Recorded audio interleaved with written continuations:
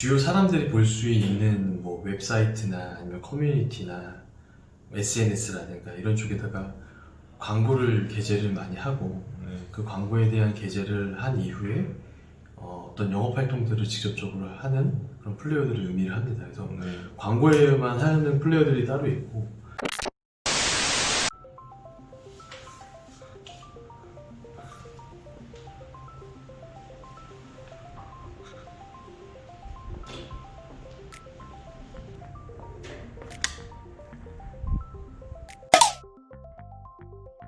안녕하세요. 저는 통신사 대리점을 개설하고 운영하고 있는 지현민이라고 합니다.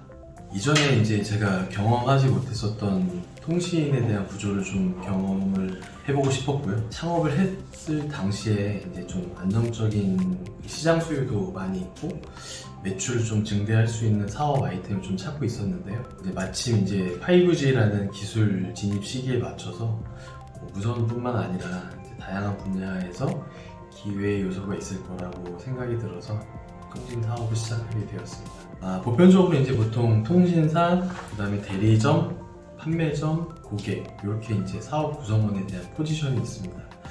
이 중 대리점이라고 한다고 하면 이제 통신사와 대리점과의 직접 계약을 맺고 단말기를 유통시키고 이제 고객에 대한 가입과 그 이후에 대한 관리를 책임지는 역할을 수행을 합니다. 이제 또 온라인 대리점이라 하면 보통 이제 오프라인과 온라인 이렇게 나눌 수 있는데 오프라인 매장 없이 이제 뭐 저희 사무공간에서 아까 말씀드린 그런 업무들을 수행하고 그런 역할들을 하는 온라인 대리점이라고 할 수 있겠습니다. 창업 비용은 법인 회사 이제 기준으로 볼 때 이제 기본 자본금이 필요하겠고요. 기본 자본금은 보통 대리점을 개설하는 직접적인 그 조건에 해당되지는 않습니다. 단 이제 통신사 대상으로 단말기를 유통시킬 수 있는 최소 보증보험이 필요합니다. 보증보험 통신사가 좀 틀리긴 한데 뭐 적게는 1억 원에서 3억 원 정도에 대한 기준이 책정이 되고 있고요. 통신사나 대리점에 대한 어떤 영업 구조에 따라서 조금 상이하긴 합니다.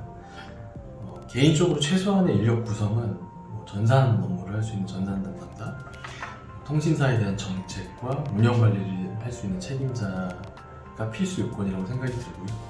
유통량이나 가입자 수나 영업 방식에 따라서 영업 외로 앞서 말씀드린 보증보험 또는 다른 루트로 단말기를 유통할 수 있는 자본에 따라 유통량에 영향을 주는 구조입니다.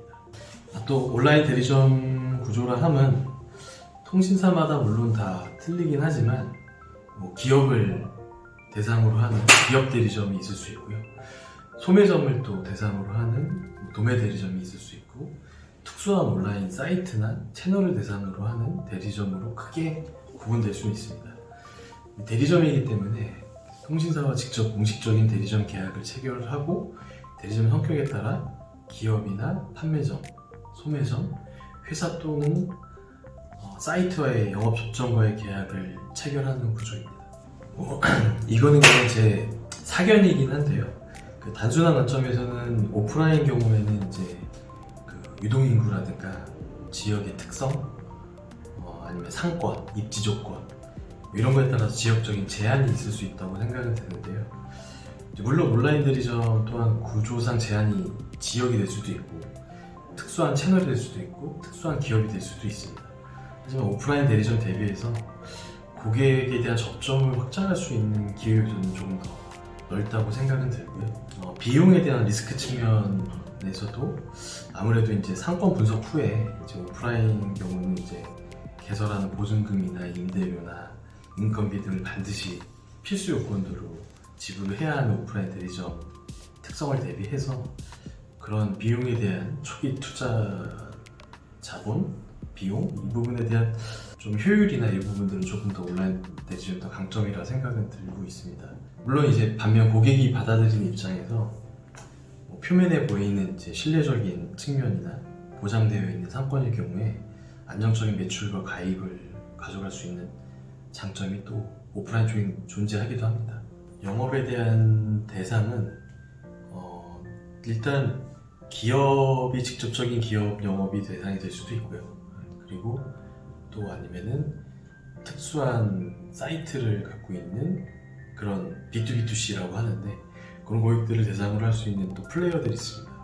그런 플레이어들을 대상으로 직접 기업에 대한 영업, 플레이어들을 판매점이라고 표현한다고 하면은 판매점들에 대한 영업이 주요 영업에 대한 채널이라고 볼 수 있습니다. 보통 이제 단순한 관점에서는 주요 사람들이 볼 수 있는 뭐 웹사이트나 아니면 커뮤니티나 SNS라든가 이런 쪽에다가 광고를 게재를 많이 하고, 그 광고에 대한 게재를 한 이후에 어떤 영업 활동들을 직접적으로 하는 그런 플레이어들을 의미를 합니다. 그래서 광고에만 하는 플레이어들이 따로 있고, 아니면 거기에 대해서 고객들과에 대한 어떤 접점을 직접 찾아서 영업 활동들을 하는 그런 플레이어들도 있고요. 그리고 이제 저희가 어떤 기업 영업을 했었을 때 조금 더 저희는 대리점에 대한 그 업무들을 충실하게 수행을 하고, 거기에 대한 프로모션이나 마케팅 활동, 광고, 홍보 이런 것들을 전문적으로 더 할 수 있는 그런 플레이어들을 온라인 판매점이라고 합니다. 저희 같은 경우에는 이제 코로나 때문에 이제 고객들이 오프라인에서 대면을 해서 가입을 하는 고객들 반면에 온라인에서 통신 가입을 하는 고객들도 굉장히 많은데, 거기에 대해서는 아직까지는 좀 그 장단점이 있다고 생각을 하는데요.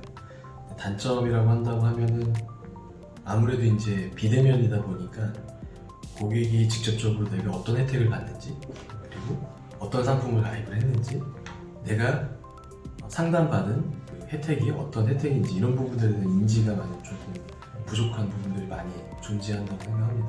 비대면일 경우에는 조금 더 고객들이 쉽게 접근을 하고 통신에 대한 어쨌든 내가 가입하는 그런 혜택에 대해서 충분히 이해를 하고, 그런 부분들이 더 보강되어야 될 부분들이라고 생각을 하는데, 그런 부분들에 대해서 어떤 서비스를 제공할지에 대해서 내부에서 비대면에 맞게끔 V커머스라든가 고객이 직접 시각적으로 보고 가입을 하고 내가 가입한 내용들을 확인할 수 있는 그런 서비스들을 발굴하기 위해서 그런 서비스들을 많이 고민하고 구축을 하고 있습니다.